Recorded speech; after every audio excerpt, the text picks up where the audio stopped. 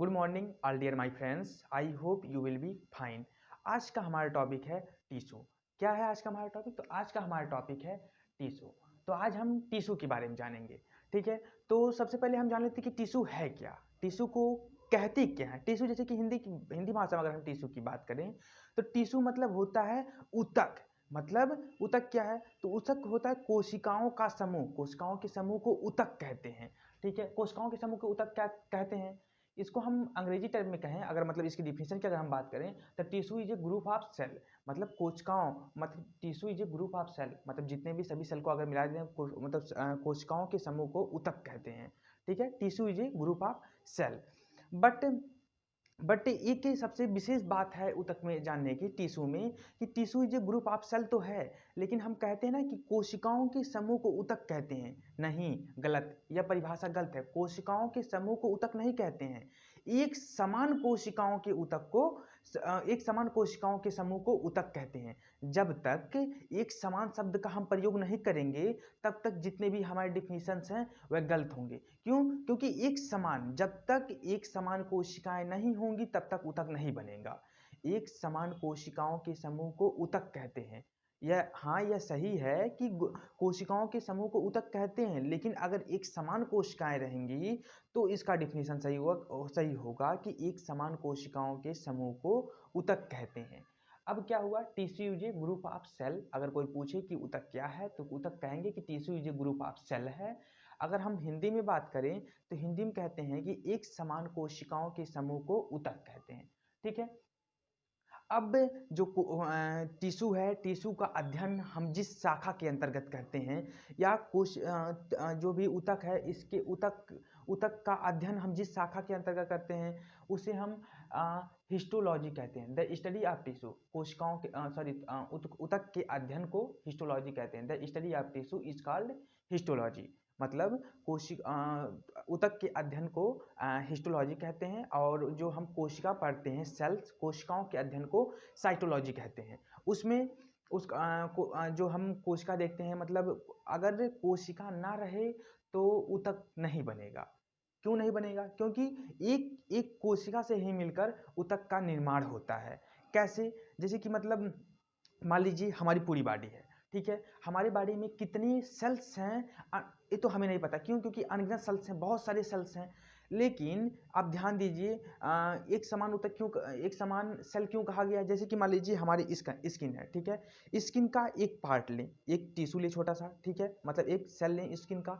उसके बाद में हम अपने मतलब हड्डी का मतलब वहाँ से एक सेल्स निकालें, या बोन मैरो से लें, या मान लीजिए अपने दांत के अंदर से एक, वहाँ से मतलब जो भी है वहाँ से हम सेल्स लें। उसको अगर हम मिला दें कई सारे सेल्स को, या मान लीजिए एक अपना ह्यूमन सेल लें, एक किसी एनिमल या किसी अन्य जीव जंतुओं का हम सेल ले लें, उसके बाद उसको हम मिला दें, तो क्या उसे ऊतक कहते हैं? उसे ऊतक नहीं कहेंगे। क्यों?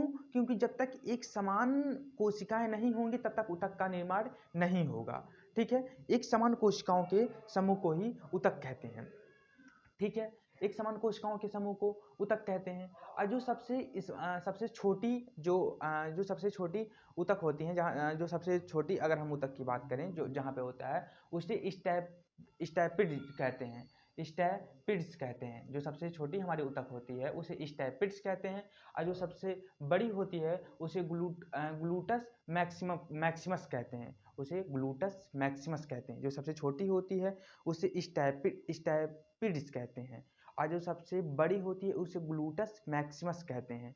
जो ऊतक है वह सबसे छोटी स्टैपिड्स है और सबसे बड़ी है ग्लूटस मैक्सिमस, ठीक है। यह ऊतक के बारे में हो गया। अब हम बात करते हैं कि हमारा ऊतक मतलब हमारा यह टिश्यू कितने प्रकार का होता है। तो it is a 4 type of tissue. अगर हम टिश्यू की बात करें तो यह टिश्यू 4 प्रकार के होते हैं। It is a 4 type of tissue. पहला क्या है? Muscular tissue. पहला है मस्कुलर टिश्यू है, दूसरा है नर्वस टिश्यू है, तीसरा कनेक्टिंग टिश्यू, और चौथा है एडिपोज टिश्यू, ठीक है। Muscular tissue, nervous tissue, connecting tissue और एडिपोज टिश्यू, ठीक है। अब देखिए जितने भी टिश्यू हैं या मतलब जितने भी ऊतक हैं वह सब के सब अपने नाम से ही क्लियर हो रहे हैं कि कैसे कैसे यह ऊतक हैं। जैसे अगर हम मस्कुलर टिश्यू की बात करें कि मस्कुलर टिश्यू क्या है, ठीक है, या नर्वस टिश्यू की हम बात करें, या कनेक्टिंग टिश्यू की बात करें, या हम एडिपोज टिश्यू की बात करें, क्या है तो उसके बारे में हम अभी आगे आपको बताते हैं एक एक टिश्यू के बारे में। बट अभी तक हमने क्या क्या पढ़ा, हमने देख लिया टिश्यू, टिश्यू किसे कहते हैं उसके बारे में हमने जान लिया। उसके बाद हमने देख लिया कि टिश्यू मतलब ऊतक का अध्ययन हम किस शाखा के अंतर्गत करते हैं, या किस साइंस के किस ब्रांच के अंतर्गत करते हैं, उसे हिस्टोलॉजी कहते हैं। सबसे छोटी जो छोटी छोटी ऊतक उसके बारे में हम जान लिए। उसके बाद सबसे सबसे बड़ी जो है उसके बारे में हमने ऊतक के बारे में जान लिया।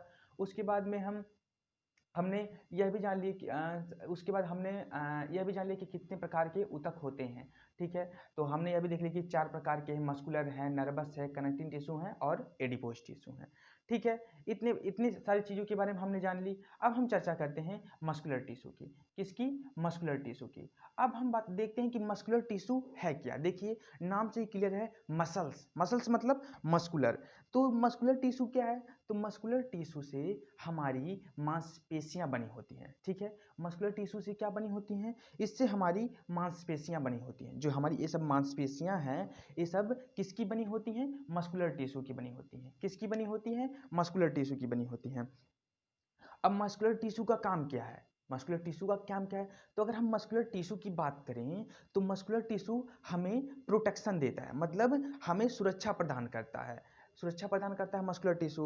और जैसे कि मतलब जो मस्कुलर टिश्यू हमें सुरक्षा प्रदान करता है, कैसे सुरक्षा प्रदान करता है? जैसे देखते हो ना कि बहुत से लोगों के पास मतलब मसल्स होते हैं, मसल्स यूँ मतलब जैसे कि जो लोग मोटे होते हैं, या मतलब जो लोग जिम उम जाते हैं, या और सारी चीज़ होती है, तो उनके पास मसल्स होते हैं ना काफ़ी ज़्यादा। तो उनको प्रोटेक्शन कैसे करता है? जिसके पास जितना अधिक मसल्स होगा, उनको अगर हम किसी भी चीज़ से अगर चोट करें या उनको हम मारें तो उन्हें उतना चोट नहीं लगेगा। क्यों? क्योंकि उनके पास मसल्स हैं, उन्हें वह प्रोटेक्ट कर रहा है।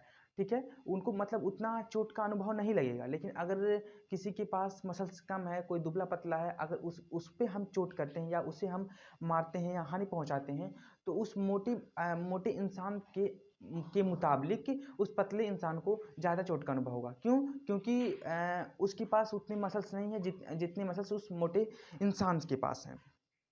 ठीक है, मसल्स हैं। उसके बाद में मस्कुलर टिश्यू में जो भी होता है, जैसे कि मतलब मस्कुलर टिश्यू क्या है, तो यह करता क्या है, क्या कॉन्ट्रैक्शन और रिलैक्सन करता है। जैसे कि मतलब कोई भी चीज़ कॉन्ट्रैक्ट मतलब सिकुड़ना, और रिलैक्सन मतलब ऐसे फिर अपने जो भी मतलब उसका ओरिजिन शिप है उस ओरिजिन शिप में पहुंच जाना। मतलब कॉन्ट्रैक्शन और रिलैक्सन का मतलब आप लोग समझ रहे हैं ना। जैसे कि मतलब किसी भी चीज़ को कॉन्ट्रैक्ट करना, जैसे कि हमारी उंगलियां हैं, ठीक है, इसे हम कॉन्ट्रैक्ट कर दे रहे हैं, ठीक है, उस पर रिलैक्स कर दे रहे हैं। क्यों? क्योंकि हमारे यहाँ जो भी मतलब फिंगर हमारी बनी हुई है मसल्स, ये मस्कुलर टिश्यू से बनी हुई हैं। ठीक है, तो कॉन्ट्रैक्शन और रिलैक्सेशन में हेल्प करता है, और help the body and body organ to movement. जो भी हमारे मतलब बॉडी आर्गन हैं या मतलब बॉडी के पार्ट हैं, वह मूवमेंट में यह हेल्प करता है। क्यों? क्योंकि मस्कुलर टिश्यू से मिलकर बने होते हैं। जैसे कि मतलब हमारे बॉडी का कोई पार्ट है, जैसे हमारा लीजिए हमारा हाथ हो गया, तो यूं हम कर सकते हैं ना इस चीज़ को। क्यों? क्योंकि हमारा मसल्स टिश्यू से मिलकर बना हुआ है। मतलब तो ऐसे कहते हैं मूवमेंट मतलब चलाना, चलायमान हो। जैसे कि मतलब जैसे कि मतलब जिसका जो ओरिजिन शेप हो, उस ओरिजिन शेप से हम उसे किसी अन्य रुचि कर दे। जैसे कि मान लीजिए जैसे कि हम बैठे हैं, ठीक है, बैठे हैं, तो बैठने के बाद हम खड़े हो जाते हैं। ठीक है, क्यों? क्योंकि मतलब जो हमारा पैर है या कमर के पास है, जो भी मतलब है, ये सब मस्कुलर टिश्यू से मिलकर बने हुए हैं। तो मतलब हम कहते हैं कॉन्ट्रैक्ट और रिलैक्स कर रहा है या बॉडी के मूवमेंट में हेल्प कर रहा है। अगर मान लीजिए ऐसा ना होता तो अगर कोई व्यक्ति होता, अगर मान लीजिए वो मसल टिश्यू से मिलकर बना होता, या उसमें ऐसे कॉन्ट्रैक्शन या रिलैक्सेशन की प्रोसेस ना होता, तो कोई व्यक्ति यूं बस ऐसे टाइट मतलब स्ट्रेट रहता, या मान लीजिए जिस भी मतलब अपने पोजीशन में रहता, उस पोजीशन को वह चेंज नहीं कर पाता। तो मान लीजिए बहुत सारी चीज़ें होती है, जैसे बैठ नहीं पाता, मान लीजिए ऐसे बट जब वो मतलब मूवमेंट नहीं कर सकते, मान लीजिए हमारी फिंगर है, इसको हम मूवमेंट नहीं कर सकते, तो अगर हमें ऐसे लाना होगा तो हम इस चीज़ को नहीं कर सकते ना। तो ऐसे कि ऐसे ही हमेशा मतलब ये टाइट रहेगा, तो मतलब कई सारी प्रॉब्लम्स हो सकते हैं। तो क्यों ऐसे मतलब है, टाइट है, मान लीजिए इस शेप में है, तो मान लीजिए हम इसको सिकोड़ सकते हैं। क्यों? क्योंकि यह मतलब मसल टिश्यू से मिलकर बना हुआ है। अब इसे हम इस शेप में ला दिए तो फिर से ये अपने ओरिजिन शेप में पहुंचा भी सकते हैं इस चीज़ को। मतलब ऐसे था ऐसे कर सकते हैं। तो मतलब ये आपके ऊपर डिपेंड है। क्यों? तो ये हेल्प करता है इसी चीज़ को, किसमें? मूवमेंट में। क्या देखिए लिखा गया है यहाँ पे, एक पॉइंट है, हेल्प द बॉडी, मतलब जो भी बॉडी के पार्ट हैं या ऑर्गन्स है, ये इसके मूवमेंट में यह सहायता करता है। कौन? Muscular tissue. ठीक है। मस्कुलर टिश्यू उसमें सहायता करता है। अब जैसे कि हमारे मसल्स हैं, ठीक है। अब हम बहुत ज़्यादा काम करते हैं, जैसे कि मतलब बहुत ज़्यादा काम कर दे, अगर हम जैसे कि काम करने का मतलब है कि कोई भी काम कर दे, जैसे जो मतलब गांव में रहते हैं, अगर वह खेतों में काफ़ी लॉन्ग टाइम तक काम करते हैं, या मान लीजिए हम ही कोई ऐसा काम करें जैसे कि जो बॉडी से रिलेटिव हो, मानसिक काम की बात नहीं करना हो, मतलब शारीरिक कोई ऐसा काम करें, उसके बाद देखते हैं ना कि हमारे शरीर में दर्द होने लगता है, मांसपेशियाँ हमारी दर्द करने लगती हैं। तो उस टाइम हमारी मांसपेशियाँ जो दर्द करती हैं, वह दर्द करने का एक ही कारण है, क्योंकि उसमें लैक्टिक एसिड की कमी हो जाती है। किसकी कमी होती है? लैक्टिक एसिड की कमी हो जाती है, जिससे हमारी मांसपेशियाँ या कोई भी मतलब वर्क हम जब करते हैं और हमारी मांसपेशियों में कहते हैं ना कि हमारा शरीर दर्द कर रहा है या पूरा बदन दर्द कर रहा है, या हमारा मतलब कोई ऐसा काम कर दिए जो हमारे हाथ की मसल्स हैं यहाँ की दर्द कर रही हैं, तो क्यों दर्द करती हैं? क्योंकि वहाँ पर लैक्टिक एसिड की कमी हो जाती है। ठीक है, ध्यान दीजिए, अगर मसल्स दर्द कर रहा है तो वहाँ पे आप समझ लीजिए कि लैक्टिक एसिड की कमी है। ठीक है। अब हम बात करते हैं मस्कुलर टिश्यू कितने प्रकार के हैं। हमने मस्कुलर टिश्यू के बारे में जान लिया कि हाँ मस्कुलर टिश्यू क्या है, कैसे क्या प्रोसेस है, क्या सारी चीज़ें हैं। अब हम बात करते हैं टाइप्स के बारे में, टाइप ऑफ मस्कुलर टिश्यू। ठीक है, टाइप ऑफ मस्कुलर टिश्यू। ठीक है। अब हम मस्कुलर टिश्यू को देखते हैं कि मस्कुलर टिश्यू कितनी प्रकार की हैं। जाहिर सी बात है ना, जैसे कि मतलब मस्कुलर की टिश्यू के बारे में देख लिए। अब हमने बात किया कि हम रिलैक्सेशन कर सकते हैं या कॉन्ट्रैक्शन रिलेशन कर सकते हैं, या मतलब वह बॉडी के जो भी पार्ट हैं, ऑर्गन्स हैं, वह उसके मूवमेंट में हेल्प करता है। तो कैसे कैसे हेल्प करता है, वह पार्ट में डिवाइड किया गया है। उस पार्ट के बारे में हम बताते हैं। तो इसे इट इज 3 पार्टों में डिवाइड किया गया। इट इज द 3 टाइप, मतलब जो मस्कुलर टिश्यू है 3 प्रकार के होते हैं। कौन कौन से हैं? पहला है बायलेंट्री मसल्स, दूसरा है इनवायलेंट्री मसल्स, और तीसरा है कार्डियक मसल्स। ध्यान दीजिए, मस्कुलर टिश्यू को 3 पार्ट में डिवाइड किया गया है। पहले वायलेंट्री मसल्स, दूसरा इनवायलेंट्री मसल्स, और तीसरा कार्डियक मसल। देखिए नाम से क्लियर है, वायलेंट्री, इनवायलेंट्री और कार्डियक। तो मान लीजिए अगर नाम से नहीं क्लियर हो रहा है तो पहला क्या? वायलेंट्री, तो वायलेंट्री और इनवायलेंट्री। तो इतना तो 100% क्लियर हो गया कि ये वायलेंट्री है तो इनवायलेंट्री है। तो इनवायलेंट्री है तो मतलब हम थोड़ा सा भी हमारे दिमाग में यह इमेजिन नहीं कर पा रहे हैं कि वायलेंट्री क्या इनवायलेंट्री क्या है। ठीक है, तो इतना तो दिमाग में ध्यान में आ ही गया होगा कि अगर ये बायलेंट्री है तो दूसरा अगर इनवायलेंट्री है, तो पहला जो होगा सेम टू सेम इसी का उल्टा दूसरा भी होगा। क्यों? क्योंकि वह इनवायलेंट्री है, पहला वायलेंट्री तो दूसरा इनवायलेंट्री। ठीक है, तो वायलेंट्री मतलब क्या होता है? वायलेंट्री मतलब जो मतलब हमारी इच्छा पे डिपेंड हो, मतलब जिसे हम ऐच्छिक मांसपेशियां कहते हैं। जो मतलब ऐच्छिक मांसपेशियां कहने का मतलब है कि जो भी हम मूवमेंट करें वह हमारे ऊपर डिपेंड हो। समझ रहे हैं ना मेरे कहने का क्या मतलब है वायलेंट्री मसल्स का? वायलेंट्री मसल्स वे मसल्स होती हैं जो हमारी इच्छा पे डिपेंड हो। जैसे इच्छा पे डिपेंड है, कैसे मतलब डिपेंड है? जैसे मान लीजिए हमारी ये हाथ है, ठीक है, हाथ है। अब हाथ में ये मान लीजिए 5 फिंगर है, ये हमारी इच्छा पे डिपेंड है ना। मान लीजिए ऐसे ऐसे से हम कर सकते हैं, या हमारा हाथ है ऐसे से हम इस चीज़ को कर सकते हैं, या मान लीजिए हम इस पूरे हाथ को ऐसे मतलब आगे पीछे या मतलब कहीं पर भी इस चीज़ को घुमा सकते हैं ना। क्यों? क्योंकि वॉलंटरी मसल्स हैं, ये हमारे मतलब डिपेंड है, ये हमारे खुद के ऊपर डिपेंड है कि हमें क्या करना है। ठीक है, इस चीज़ को हम कर, अगर हमारा मन है ऐसे हमारा हाथ है इसको हम कॉन्ट्रैक्ट कर सकते हैं, अगर हमारा मन नहीं कर रहा है तो इसको हम ऐसे कर सकते हैं। ये अपने आप से कॉन्ट्रैक्ट और रिलैक्स नहीं हो करेगा ना, रिलैक्सेशन या कॉन्ट्रैक्शन ये अपने आप से नहीं करेगा ना, या ये अपने आप से मतलब मुट्ठी बंद या मुट्ठी नहीं खुलेगी ना। क्यों? क्योंकि मतलब ये हमारी इच्छा पे डिपेंड है। जो अगर हम चाहेंगे तो ये हमारी मुट्ठी बंद होगी, अगर हम नहीं चाहेंगे तो नहीं बंद होगी। ऐसे कई सारे जैसे कि मतलब हमारा चलना, जाहिर सी बात है यह वॉलंटरी मसल्स है, मतलब चलने में हमारी मांसपेशियां, पैरों की जो या जांघों की जो मांसपेशियां हैं उसमें सहायता करती हैं। ठीक है, तो अभी हमारे कंट्रोल पे मतलब डिपेंड है, मतलब कि मतलब वह भी हमारी इच्छा पे डिपेंड है। कौन? Voluntary muscles. क्या? वॉलंटरी मसल्स हमारे उस पर डिपेंड है। किस पे डिपेंड है? वॉलंटरी मसल्स जो मतलब हमारी इच्छा होती है कि मतलब हमें कॉन्ट्रैक्ट करना है, रिलैक्स करना है, या अपने हाथ को इधर उधर घुमाना है, या हाथ का जो मूवमेंट है हमें ऐसे ऐसे करना है, या मतलब कुछ भी सारी चीज़ें जो भी हम हमारी इच्छा पे डिपेंड हो, वह वॉलंटरी मसल्स है। ठीक है, अगर हम ज़्यादा काम कर देते हैं और अगर हमारे मांसपेशियों में थकान हो जाती है, तो वह किसके कारण होती है? लैक्टिक एसिड के बारे में। लैक्टिक एसिड की कमी की वजह से हमारी मांसपेशियों में थकान होती है। ठीक है, लैक्टिक एसिड के बारे में मैंने अभी यहाँ पे आपको बताया था, जब मैं आपको मस्कुलर टिश्यू के बारे में बता रहा था तो ही मैंने लैक्टिक एसिड की चर्चा कर दी थी। ठीक है, अब वॉलंटरी मसल्स के बारे में जान ली कि ऐसी मसल्स जिस पे हमारी इच्छा हो, या हिंदी में अगर हम बात करें तो इसे ऐच्छिक मांसपेशियां भी कहते हैं, मतलब जो हमारी इच्छा पे डिपेंड हो उस मांसपेशी को हम वॉलंटरी मसल्स कहते हैं। ठीक है, अब इन वॉलंटरी मसल्स की बात करें। ठीक है, वॉलंटरी मसल्स जान लिए कि जो ऐच्छिक मांसपेशियां जो हमारी इच्छा पे डिपेंड हो, या जो भी हम प्रोसेस करते हैं वह सारी प्रोसेस वॉलंटरी मसल्स के अंतर्गत आती हैं। ठीक है, अब इन वॉलंटरी मसल्स क्या है, तो अभी हमने क्या बताया कि वॉलंटरी मसल्स हमारी इच्छा पे डिपेंड होती है, लेकिन इनवॉलंटरी मसल्स है वह हमारी इच्छा पे डिपेंड नहीं होती है।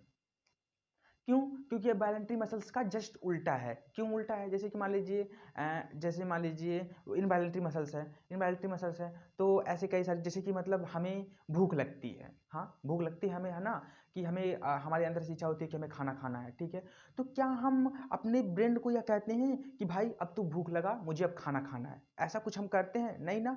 तो हमारी ये इच्छा पे डिपेंड नहीं है। अगर हमारे शरीर को ऊर्जा की आवश्यकता हुई या हमारी बॉडी ने एनर्जी की कमी महसूस किया, तो हमें भूख लगा, और भूख लगा तो हमें अंदर से खाने की इच्छा हुई या हम भोजन को खाते हैं। ठीक है, ये हमारे मतलब हमारी इच्छा पे डिपेंड नहीं है, यह इनवॉलंटरी कंट्रोल है, या इनवॉलंटरी मसल्स कह सकते हैं, जो कि हमारी इच्छा पे ना हो, जैसे भूख लगना, प्यास लगना, ये सब इनवॉलंटरी कंट्रोल के अंतर्गत आते हैं। ठीक है, और जैसे कि मान लीजिए हम खाना खाते हैं। ठीक है, मान लीजिए अभी जस्ट हमने मॉर्निंग का जो भी नाश्ता है, या मान लीजिए हमने लंच किया, उस चीज़ को हमने खाया। ठीक है, मॉर्निंग के टाइम। अब अगर हम कहें कि मान लीजिए, जैसे कि मतलब मान लीजिए 5 मिनट जस्ट पहले मैंने अभी खाना खाया, तो क्या कहूँ मैं अपने दिमाग को, कहूँ कि भैया देख लो, अभी मैंने खाना खाया है, इस खाने को आपको पचाना नहीं है। पाचन आप तभी करेंगे जब 1 घंटा बीत जाएगा, 1 घंटे के बाद आप इसे पचाएंगे, और भोजन पूरे पाचन क्रिया होने में लगभग 2.5 से 3 घंटे लगते हैं पूरा प्रोसेस। तो तभी प्रोसेस करिएगा, उसके बाद तब मैं खाना खाऊंगा। क्या ऐसा होता है?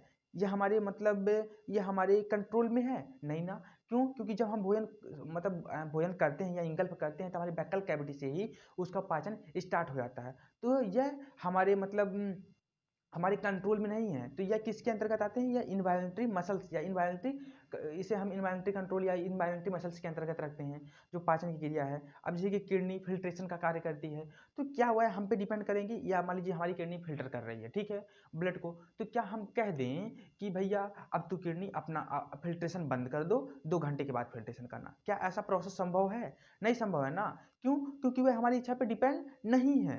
वह इनवॉलंटरी मसल्स, जो भी किडनी के मसल्स हैं और सारी जो प्रोसेस हैं, वह इनवॉलंटरी मसल्स के अंतर्गत आते हैं। या लीवर है, जो अपने पाचन की क्रिया उसका है, उसका जो वह भोजन को पचा रहा है, वो उसकी जो पाचन करने की क्रिया है, वह इनवॉलंटरी मसल्स के अंतर्गत आती है। देखिए, इनवॉलंटरी मसल्स कहने का एक ही मतलब है कि जो हमारी इच्छा पे डिपेंड ना हो, जो हमारी इच्छा से ना होती हो, उसे हम इनवॉलंटरी मसल्स के अंतर्गत रखते हैं। जैसे कि किडनी हो गया, लीवर हो गया, और सारी जो प्रोसेस हैं वो सब हमारी इनवॉलंटरी मसल्स के अंतर्गत आते हैं। ठीक है, और उसके बाद में है कार्डियक मसल। कार्डियक मतलब हृदय की मांसपेशियाँ। तो इसमें क्या आता है? हमारा हार्ट आता है। कार्डियक मसल्स के अंतर्गत हमारा हार्ट आता है। हार्ट की जो मांसपेशियाँ होती हैं वह कार्डियक मसल्स की बनी होती हैं। ठीक है, उसके बाद हम नर्वस टिश्यू की बात करते हैं। ठीक है, किसकी? Nervous tissue. अब नर्वस टिश्यू, यहाँ पे टिश्यू में जस्ट इसका पार्ट दिया हुआ है। नर्वस टिश्यू खुद में एक बहुत बड़ा पार्ट है, मतलब खुद में एक बहुत बड़ी टॉपिक है। ये इसका खुद का एक चैप्टर है, नर्वस सिस्टम करके। उसमें आपको नर्वस टिश्यू के बारे में डिटेल्स पढ़ाए जाएंगे। बट या मतलब मैं जब नर्वस सिस्टम पे जब वीडियो बनाऊंगा, तो इस नर्वस टिश्यू के बारे में आपको डिटेल्स बता दूंगा कि मतलब नर्वस टिश्यू क्या है या नर्वस सिस्टम क्या है। उसके बारे में मैं इसकी चर्चा वहाँ पे करूँगा। बट यहाँ पे इसका पार्ट है टिश्यू का, तो यहाँ पे मैं बता दे रहा हूँ कि जो नर्वस टिश्यू है, नर्वस टिश्यू जो हमारा ब्रेन होता है, वह नर्वस टिश्यू से मिलकर बना होता है। नर्वस टिश्यू का भी दो पार्ट है, जिसमें न्यूरॉन सेल और ग्लियल सेल होते हैं। ठीक है, तो इतना जान लीजिए कि हमारा जो ब्रेन होता है वह नर्वस टिश्यू से मिलकर बना होता है। और नर्वस टिश्यू में भी 2 पार्ट होते हैं। पहला होता है न्यूरॉन सेल, और दूसरा होता है ग्लियल सेल। इसके बारे में हम नर्वस सिस्टम में मैं आपको डिटेल्स बताऊंगा। ठीक है, उसके बाद में कनेक्टिंग टिश्यू की हम बात करते हैं। किसकी? Connecting tissue. देखिए, नाम से ही क्लियर है, कनेक्टिंग टिश्यू। क्या है कनेक्टिंग टिश्यू? देखिए, कनेक्टिंग मतलब दिमाग में ध्यान दीजिए, कनेक्टिंग किसी चीज को कनेक्ट कर रहा है। ठीक है, अरे भाई, जब इसका नाम है कनेक्टिंग टिश्यू, ध्यान दीजिए क्या नाम है इसका? Connecting tissue. ठीक है। तो कनेक्टिव टिश्यू है, इसे हम संयोजी ऊतक भी कहते हैं, ठीक है। कनेक्टिव टिश्यू है और यह किसी भी चीज़ को यह कनेक्ट करता है, ठीक है। कनेक्टिव टिश्यू में अब कनेक्टिव टिश्यू के अंतर्गत क्या आते हैं, हमारे ब्लड आता है। ब्लड जब मैंने आपको बताया था, ब्लड में पता था ना कि blood is a connecting tissue, या मतलब कनेक्टिव टिश्यू कहते हैं, या मतलब ब्लड जो होता है वह हर एक अंग को जो मतलब या ऑर्गन को या जोड़ के रखता है। तो ब्लड भी जो है हमारा यह कनेक्टिंग टिश्यू के अंतर्गत आता है। क्यों? क्योंकि जाहिर सी बात है, पूरे शरीर में हमारा ब्लड है, पूरे शरीर में ब्लड में इतना तो पता है ना कि पूरे हमारी बॉडी में ब्लड है, ठीक है। तो पूरी बॉडी में ब्लड है, तो ब्लड क्या है, ब्लड एक कनेक्टिंग टिश्यू है, यह एक ऑर्गन को दूसरे ऑर्गन से जोड़ के रखता है, ठीक है। तो ब्लड हमारा कनेक्टिंग टिश्यू के अंतर्गत आता है। उसके बाद में लिम्फ है, यह भी ब्लड में ही पाया जाता है और यह भी एक कनेक्टिंग टिश्यू है। बोन, जाहिर सी बात है, ये हमारा जो ये बोन है, ठीक है, ये हमारा बोन है इस हाथ का, ठीक है। उसके बाद में फिर यहाँ पे जो फ्लेंजेस है वो भी जो हमारे हाथ के है बोन है, ये दूसरे आपस में जुड़े हैं ना, तो कनेक्टिव टिश्यू के अंतर्गत आते हैं। या जितने भी जॉइंट्स हैं वह सब हमारे, या मतलब बोन की अगर हम बात करें तो बोन भी हमारा कनेक्टिव टिश्यू के अंतर्गत ही आता है। कनेक्टिव टिश्यू के अंतर्गत क्या कहें, कनेक्टिव टिश्यू ये भी है। उसके बाद जो ये कार्टिलेज है, कार्टिलेज क्या है, तो जो बोन है, बोन मतलब जब बच्चे छोटे होते हैं तो जो बोन्स होती हैं वो काफ़ी लचीली होती हैं, ठीक है, जैसे कि मतलब कि इधर उधर कहीं भी मूव जाती हैं, तो उसे हम कार्टिलेज कहते हैं। कार्टिलेज भी कनेक्टिंग टिश्यू के अंतर्गत आता है, ठीक है। उसके बाद हम बात करते हैं जो कनेक्टिव टिश्यू का जो हमारा टिश्यू का सबसे लास्ट है, एडिपोज टिश्यू। एडिपोज टिश्यू हमारे अगर अगर हम बात करते तो हमारे लिए मतलब यंग एज में यह काफ़ी ज़्यादा प्रभाव डालता है, या यंग एज की जो अगर हम यंग एज की बात करें तो यंग एज में इसका बहुत ही ज़्यादा भूमिका होती है। अगर यंग एज की नहीं, ये हमेशा मतलब इसकी भूमिका रहती है। लेकिन अगर हम आवश्यकता की बात करें या इस मॉडर्न युग की बात करें तो एडिपोज टिश्यू हमारे लिए काफ़ी ज़्यादा ज़रूरी होता है। एडिपोज टिश्यू, एडिपोज टिश्यू मतलब एडिपोज टिश्यू की खास बात यह होती है कि जो यह टिश्यू है, यह मतलब एडिपोज टिश्यू का मतलब जिसके अंदर मतलब एडिपोज टिश्यू मतलब, या अगर हम एडिपोज टिश्यू की बात करें तो एडिपोज टिश्यू जैसे मतलब होता है, जैसे कि मतलब एडिपोज टिश्यू में है फैट। फैट क्या है, एडिपोज टिश्यू के अंतर्गत आता है, ठीक है। फैट है, तो फैट में मतलब फैट है, तो फैट में जैसे कि मतलब कोई भी व्यक्ति है, ठीक है, कोई व्यक्ति है तो वह ज़्यादा मतलब जान लीजिए ज़्यादा वह मोटा हो गया, ठीक है, ज़्यादा मोटा हो गया तो उसके अंदर जैसे कि फैट डिपॉजिट होने लगता है, वह क्या होते हैं, फैट डिपॉजिट होते हैं, ठीक है। जैसे कि मतलब यहाँ पे या मतलब जो जिम उम ज़्यादा करते हैं तो वहाँ पे मसल्स हो जाते हैं ना, मतलब एडिपोज टिश्यू के जो फैट होते हैं वह मतलब इकट्ठा होने लगते हैं, ठीक है। अब पेट मतलब जैसे कि बहुत से लोग होते हैं जो मतलब ऐसे देखे होंगे ना, जो काफ़ी मोटे होते हैं तो उनका जो पेट होता है बाहर निकल जाता है, तो जैसे जाहिर सी बात है उस पेट में मतलब भोजन नहीं रहता है, जो भी बाहर निकल रहता है वह मतलब फैट के रूप में देखते हैं ना, मांस ऐसे करके बाहर निकलने लगता है उनका। तो ऐसे अगर पकड़ें उनके पेट को तो ऐसे पूरा पकड़ा जाता है, क्यों, क्योंकि वहाँ पे फैट का डिपोजिशन हो गया, किसका, एडिपोज टिश्यू वहाँ पे डिपोजिट होने लगा है, ठीक है।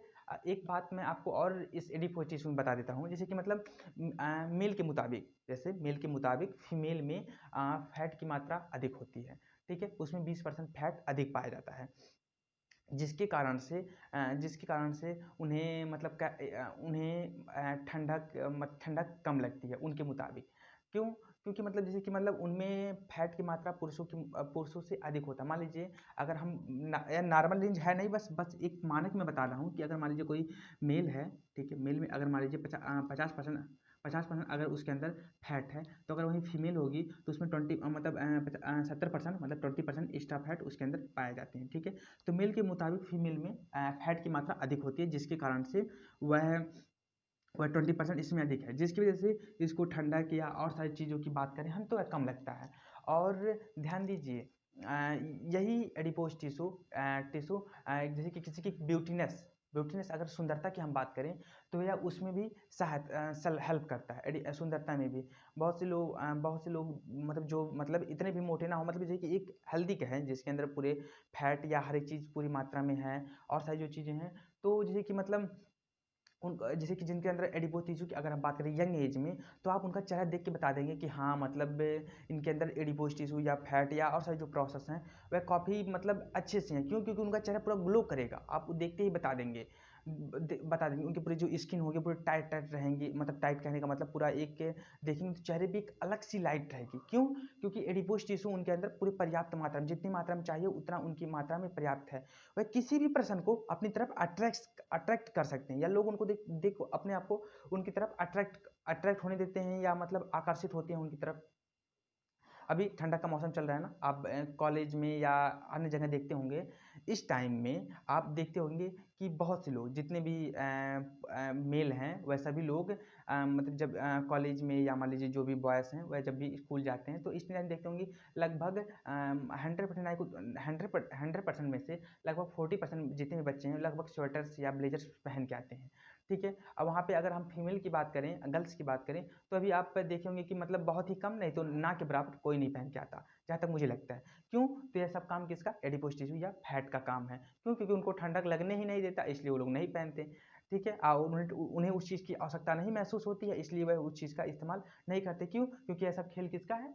एडिपोज टिश्यू का। ठीक है, अब यही एडिपोज टिश्यू जब हमारी एज अधिक हो जाती है, एज अधिक होने का मतलब बुढ़ापा जब आ जाता है, तो हमारे चेहरे, हमारे मांसपेशियों में झुर्रियाँ पड़ जाती हैं। झुर्रियाँ पड़ने का मतलब समझ रहे हो ना, कि चेहरे की जो मांसपेशियाँ हैं ये सब लटक जाती हैं, ये सब मांसपेशियाँ जो भी है लटक जाती है। क्यों? क्योंकि जो मतलब यहाँ से जो फैट है या और सारी जो चीज़ें हैं वहाँ से वह एडिपोज टिश्यू या फैट मतलब निकलने लगता है, या मतलब वह वहाँ से हट जाता है किसी किसी प्रोसेस से, अन्य चीज़ों से, जिसकी वजह से चेहरों पे या मतलब उस चीज़ की कमी होने लगती है, जिससे वह झुर्रियाँ पड़ने लगती हैं और चेहरे पे उतना लाइट नहीं रहता है। कैसे? जैसे कि मान लीजिए जैसे मान लीजिए हमारे सेल्स हैं, ठीक है, पूरे सेल्स हैं ये हमारे, मान लीजिए कई सारे सेल्स से हमारी पूरी बॉडी बनी हुई है। ठीक है, अब जो सेल्स हैं ठीक है, एक जैसे कि मान लीजिए ये पूरा सेल्स है, मतलब मान लीजिए कि कई सारे सेल्स हैं और पूरा ये मतलब हमारी बॉडी बनी हुई है। लेकिन यहाँ पे देखिए बीच बीच में जगह है ना, इस जगह को भरने का काम कौन करता है?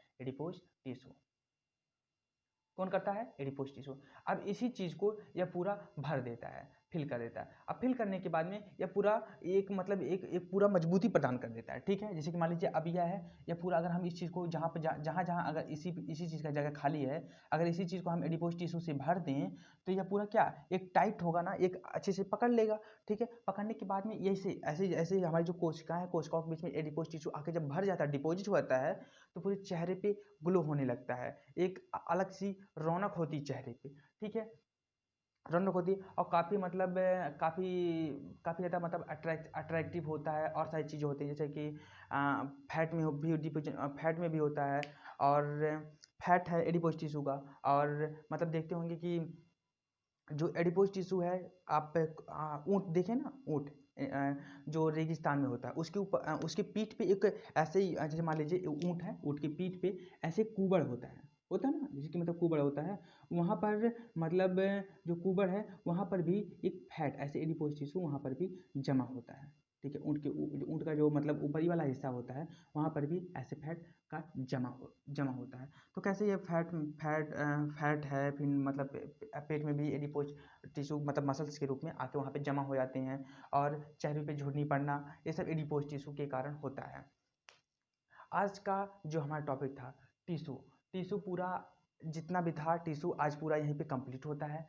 क्या क्या हमने टिश्यू के बारे में देखा? टिश्यू क्या है? सबसे छोटी मतलब ऊतक के बारे में, फिर सबसे लंबे ऊतक के बारे में हमने देखा।